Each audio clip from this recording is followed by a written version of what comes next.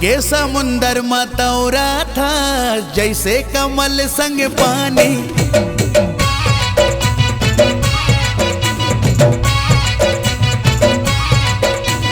मन के समुंदर मतौरा था जैसे कमल संग पानी। तोर बिना जीना मुश्किल है तही हमोर जिनगानी। तै मोरे आशा मैं तोरे प्यासा तही हवस वो सोन मछरी वो रानी सोन मछरी। सोन मछरी वो रानी सोन मछरी। सोन मछरी ओ रानी सोन मछरी। सोन मछरी ओ रानी सोन मछरी। मन के समुंदर मतौरा था जैसे कमल संग पानी। तोर बिना जीना मुश्किल है तही हमोर जिनगानी। तै मोरे आशा मैं तोरे सासा नहीं तो हवार सोन मछरी।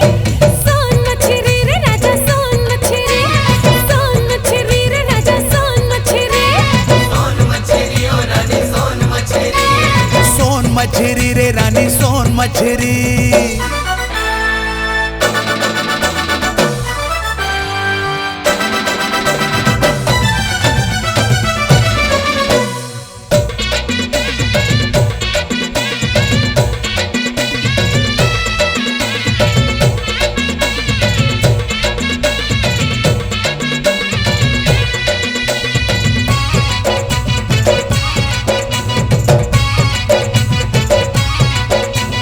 मैं तोरे राजा तै मोरे रानी तही हमोर फूल कहना।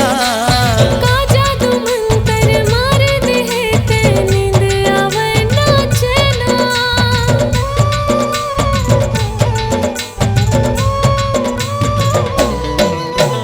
मैं तोरे राजा तै मोरे रानी तही हमोर फूल कहना। का जादू मंतर मार दे है ते नींद आवे ना चैना। मनमा समागे अंतसमा छागे तही हावस वो पान कतरी। सोन मछरी वो रानी सोन मछरी। सोन मछरी वो रानी सोन मछरी। सोन मछरी रे राजा सोन मछरी।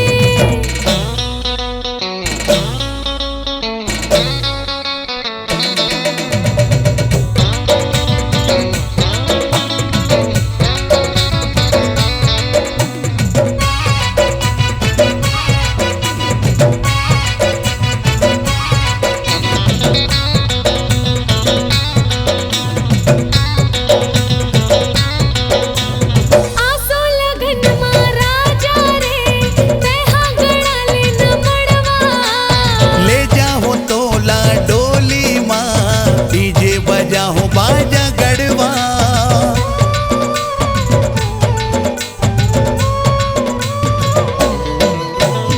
आसो लगन मा राजा रे तेहा गड़ा ले न मड़वा। ले जाओ तोला डोली माँ डीजे बजाओ बाजा गड़वा। पानी गिरे चाहे आगे बरस जाए बन जाऊं मैं हथौर छतरी।